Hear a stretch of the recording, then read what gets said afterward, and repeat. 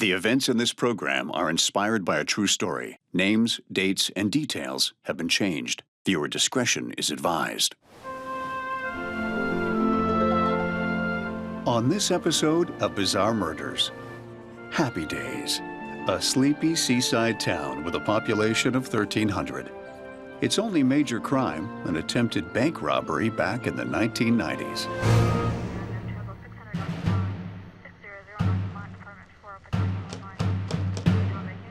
Hazel? But on March 12th, 2012, a crime is committed that is so horrific, it shakes the community right to the bone. Dispatch, we got a homicide.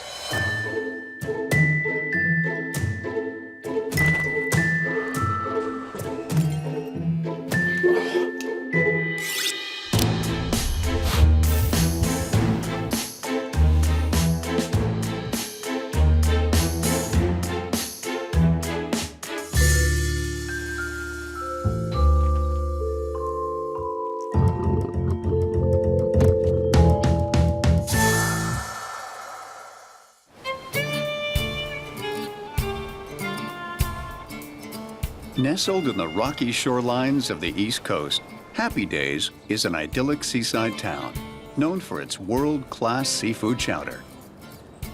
This tight-knit community prides itself as being a real get-to-know-you kind of place.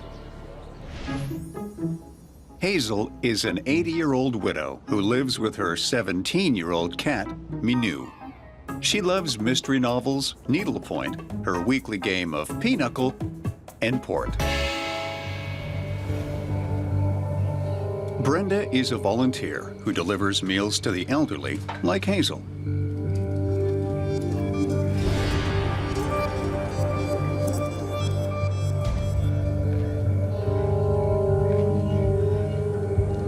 Concerned for Hazel's well-being, Brenda calls 911 to report a possible break-in. Hello, police. Most criminals aren't professionals, so they look for the path of least resistance. They tend to prey on the weak. And an elderly woman like Hazel, who's frail and partially blind, is a perfect target.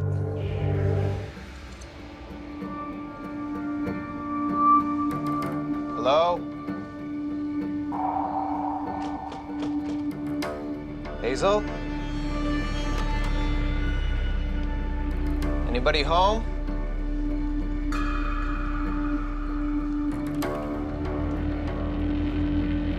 Hello?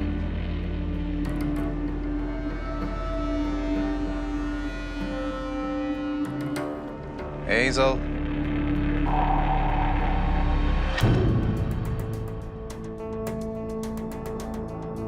Hazel's body has been bludgeoned repeatedly, a deep cavity cut through her chest, and her heart removed. If my years at the FBI have taught me anything, this might be a ritualistic killing. What the murderer did to Hazel, though, goes well beyond what's needed to simply kill somebody. This was what we call overkill, and it was executed for a very dark and twisted purpose.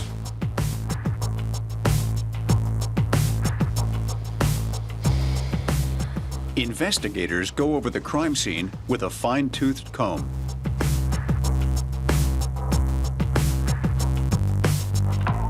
And discover that the broken glass from the window has the top of a footprint left behind.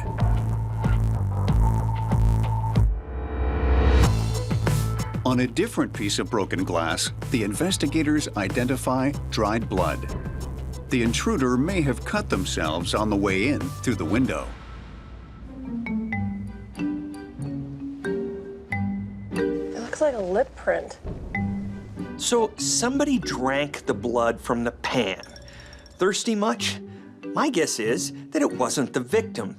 This is further evidence that it was a ritual killing. And I'm pretty sure we're dealing with a seriously twisted whack job who's into a lot more than just Dungeons and Dragons. The blood evidence is sent for testing. If forensics can identify the DNA from the blood, it may lead them to Hazel's killer. The footprint left behind is processed in the hopes of finding a match for the shoe. For a small town community like Happy Days, a murder like this is nothing short of shocking. I mean, this is the stuff ripped straight from a Hollywood horror film. The good people of Happy Days' biggest worries are usually bike theft and petty vandalism. But a gruesome ritual killing of a sweet little 80-year-old woman, that's scary stuff. And the local police need to be careful about releasing the details of the murder. First, they don't want to create panic, but second, only the murderer will know the details, and they don't want to blow their case.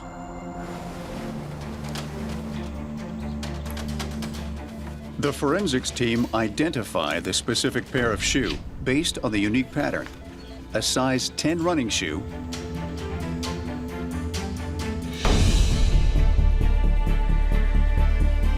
and once the DNA results from the crime scene are processed, they reveal a key piece of information.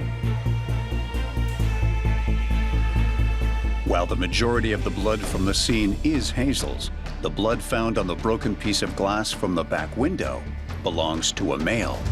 The investigators now have two big-time leads. They know the make of the shoe, and they know they're looking for a male. Now, Happy Days has a population of 1,300, so that narrows down the focus and makes it a little easier than, let's say, New York City. The killer also is more likely not an elderly citizen based on the physical power they exercise over Hazel. But with a ritual killing like this, motivation is much more difficult to identify, and creating an accurate profile of the killer is far more important than in your typical murder case.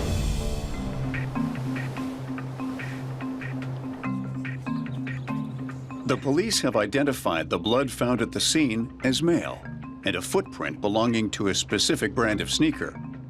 Armed with these key pieces of evidence, they begin to search for the killer. The local police have never dealt with a major crime, much less a ritualistic murder. So a behavioral psychologist is brought in to help create a profile of the killer. Behavioral psychologists bring a deeper understanding of the human psyche to cases like this. And that's exactly what we need here, because we're not dealing with your run-of-the-mill gun-toting murderer. We're dealing with someone who removed a human heart and drank the blood.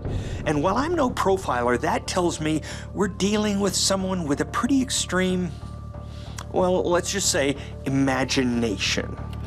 The behavioral psychologist concludes that the person they're looking for has a strong interest in the occult and witchcraft. They're also more than likely a loner, withdrawn and private. Armed with a profile that they're looking for a male loner with an interest in the occult who was wearing a size 10 running shoe, police launch a manhunt. They canvass the town and surrounding area, retrieving DNA samples from every male between the ages of 18 to 65. The good people of Happy Days are only too happy to help the investigators out. With a vicious killer on the loose, people are living in a state of fear, and the sooner the police can catch this killer, the sooner they can sleep easy. 5 days after Hazel's murder, the usually sleepy town of Happy Days is rocked by another shocking death. A fishmonger named Glenn sets himself on fire and jumps from the top of a lighthouse. The police learn from Glenn's girlfriend that he suffered from bouts of depression that sometimes resulted in violent outbursts. The media jumps all over the story, going as far as suggesting that Glenn killed Hazel and was so torn up with guilt that he killed himself. Turns out, the lighthouse where Glenn committed suicide is only a few miles away from where Hazel lived, which gives police cause to search his home. They find a suicide note and a passage from the Bible that references a heart. My son, give me your heart and let your eyes delight in my ways. So an old woman has her heart cut out, and there's this guy whose suicide note specifically references the heart. Well, if that isn't a coincidence, then I don't know what is. Police collect all of Glenn's shoes to see if any of them are a match with the footprint found at the crime scene. Shoe prints can act like fingerprints. With running shoes, there's a specific pattern to each and every sole. And in a small town where less shoes are sold, this can really narrow a search. Plus, when shoes are worn down or scarred or cut, they create a specific pattern on the sole unique to each person's instep and walking style. If they can match the sole of one of Glenn's shoes to the footprint found at the crime scene, then bam, they found their man. But none of Glenn's shoes match the print found at the scene. They extract DNA from Glenn's burnt body in the hopes of making a connection. But no evidence is found, and the DNA doesn't match. The search of his home didn't yield a weapon or anything else tying him to Hazel's murder. Even though it's frustrating for both the local police and the people of Happy Days, Glenn is eliminated as a suspect. Sure, it would have been great if we could have pinned the murder on him, but that wouldn't have stopped the killings. And law enforcement, things are rarely that cut and dry. It's back to the drawing board for the good guys, and with no other suspects, the investigators are going to have to start thinking way out of the box.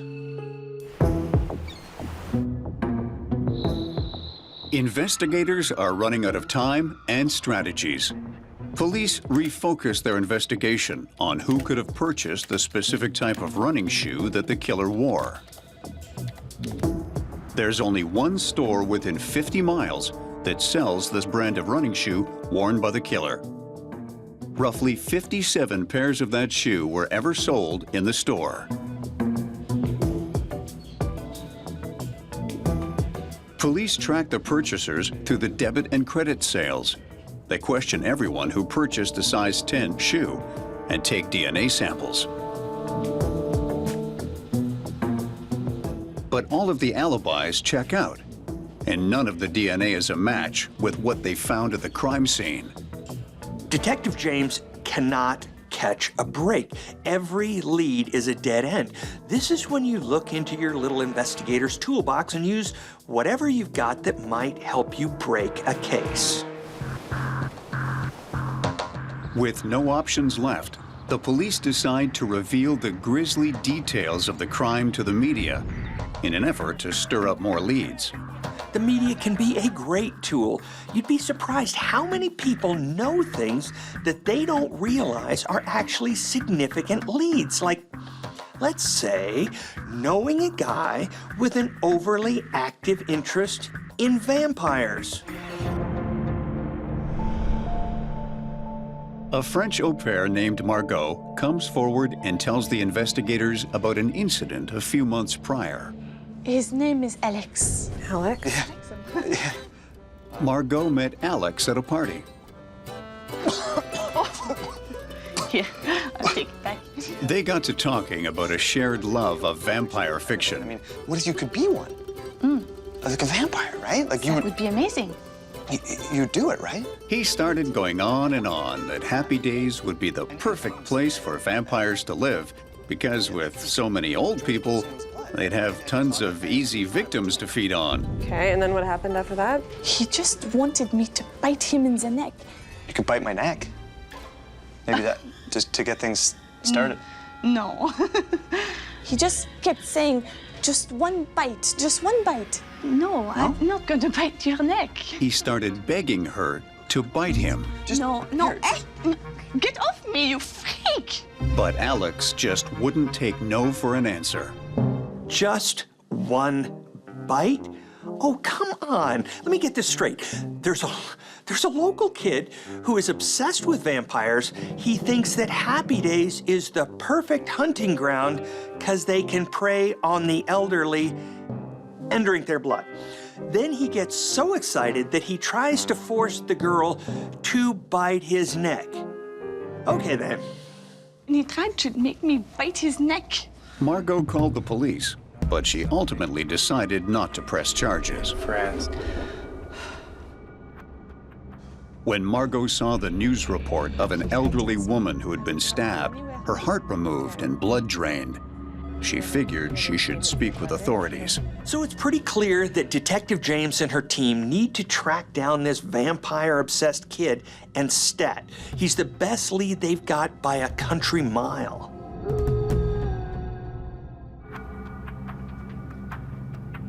Alex is 18, loves all things vampire, and wants to be an animator when he grows up. He had a regular childhood, but 4 years ago, his world was torn apart when his mother died of breast cancer. Alex was terribly affected and had difficulty accepting the tragedy of his mother's death.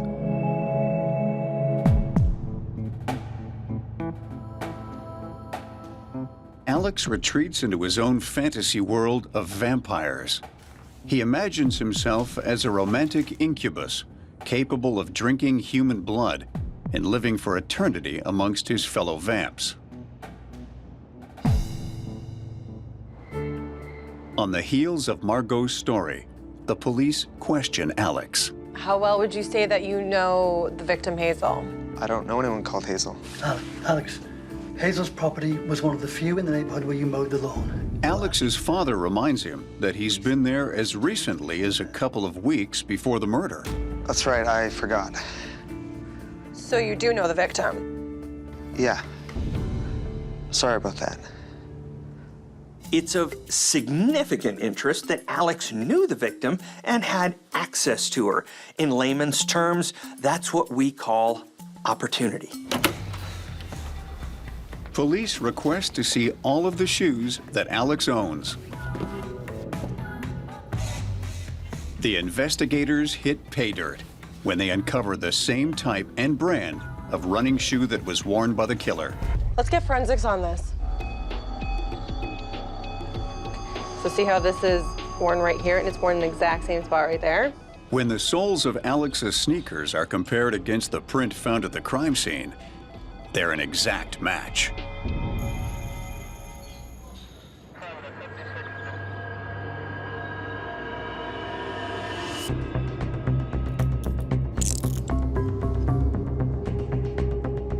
The investigators have an arrest, which in this case is a massive step forward. But what they really need is concrete evidence connecting Alex to Hazel's murder, and time is running out. And here's the rub. They only have 48 hours to find that evidence, or the kid walks free. Gotta find something or we gotta let him go, so. When investigators search Alex's room, they find sketchbooks filled with dark, beastly images that indicate an obsession with vampires and the occult that goes far beyond the ordinary.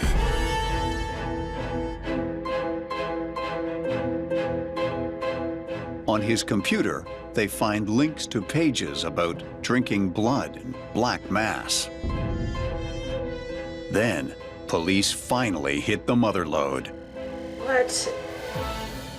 They find a vampire figurine with dried blood all over it. It's immediately sent to forensics for DNA testing. Alex's obsession is a serious red flag. You think, this is an unhealthy mind at work, but here's the thing. While the drawings and search histories are incriminating and really pretty cheesy if we're being honest, it's all still just circumstantial evidence. The investigators need more to put him away. They need a smoking gun.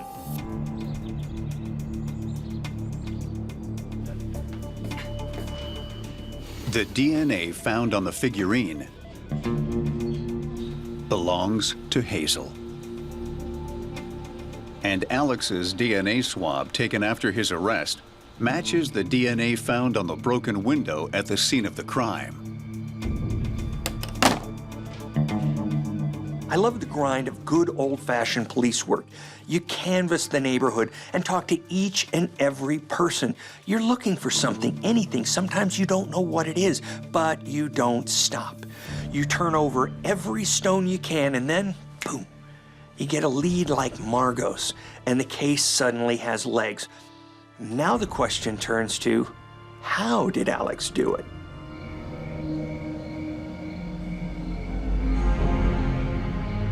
Alex waited patiently outside Hazel's home the night he came to kill her. He knows that Hazel lives alone because he mows her lawn. And he knows she has a habit of listening to the radio very loudly.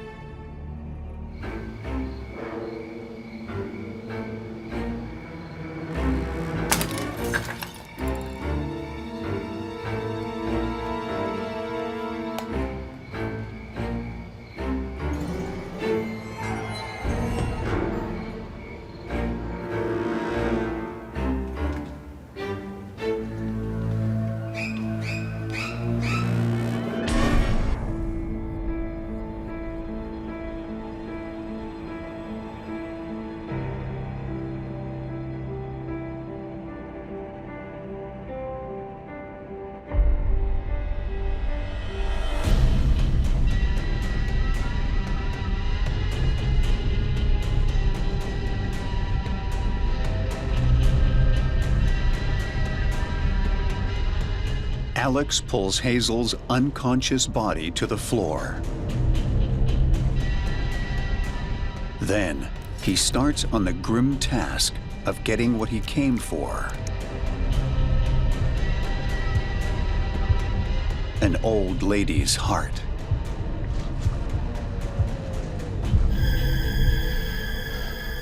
I'm gonna live forever.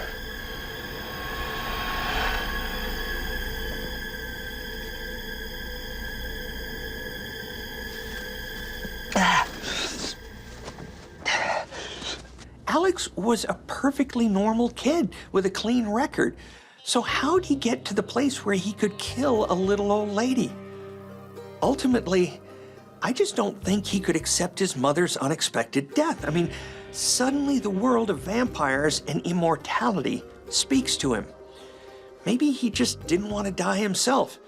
Or maybe he was angry and wanted revenge.